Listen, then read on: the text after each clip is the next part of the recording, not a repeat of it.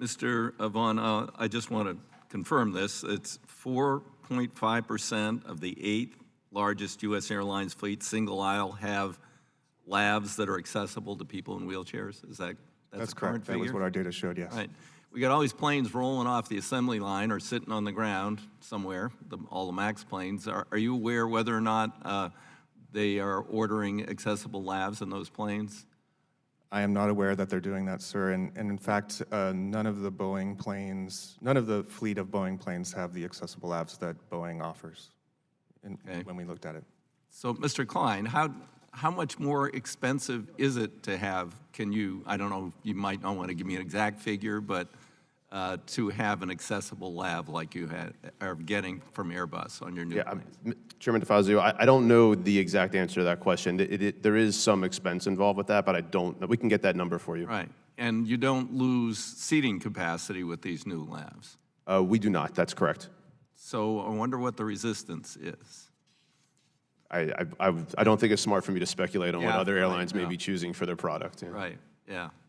This might be something that warrants more of a mandate than a, because, I mean, we're losing opportunity when you're making a new plane and there are things that could go in it. For instance, secondary barriers, which we mandated in the bill, which are not going into the new planes and because of DOT dragging its feet, and now what we're hearing about accessible labs. Have you, Mr. Page, have you ever flown Spirit? Have you experienced their accessible lab? Truthfully, I have not flown Spirit before, but I have seen the accessible lab in 2016 during the Access Committee. Do you think it's suitable? It works very well for a person who's on an aisle chair. With the assistance of a flight attendant, you can get in.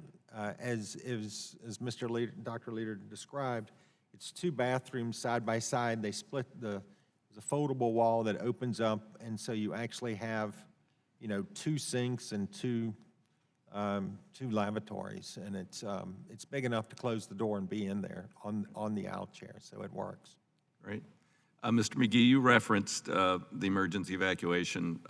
Again, the tests that are being conducted, why do you think they're inadequate? I mean, what are the inadequacies in those tests? Well, from the experts at the FAA that we've spoken to, real-world testing hasn't really been done in an effective way by the FAA in about 20 years because they've relied on computer modeling. And so the testing, as you noted, Mr. Chairman, in your remarks, involves a truncated section of a fuselage. It's not even an entire aircraft. It doesn't reflect these seismic changes that have taken place over the last 20 years. Load factors are a good 20 points up on average since the late 90s. Americans are larger. There are more disabled on board. There are more carry-ons due to the checked baggage fees. There are more distractions from electronics. There are this issue with the animals, the support animals that in some cases are oversized or not trained. You combine all this together, and then you add the issue that we raised earlier about families traveling together where children are separated from their parents. You put that all together, and then you have an emergency evacuation, and we can't stress it enough.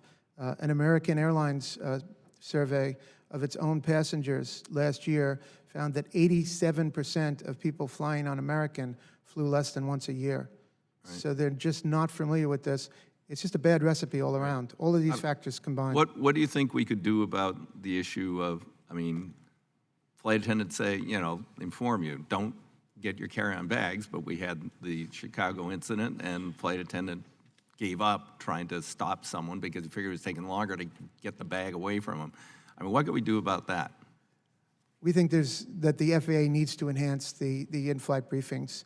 It's an issue that just hasn't been stressed enough. It's life and death, and there's ample photographic evidence of real-world accidents in which people are going down slides with carry-ons and laptops. Do you think maybe we should impose, it should be emphasized and also a penalty should be mentioned? It's something that certainly needs to be considered by the FAA. Yes. Right. How about some way to lock on approach and takeoff the overhead bins? It seems like it wouldn't be too difficult for the manufacturers to come up with an electronic locking system. I've spoken to some experts about that. A few of them expressed concerns about emergency equipment that might be in overhead bins. Well, you but can- it can you can obviously leave that be- one right, off. Exactly. It can obviously be moved. It's an excuse that can be easily addressed. Right, okay.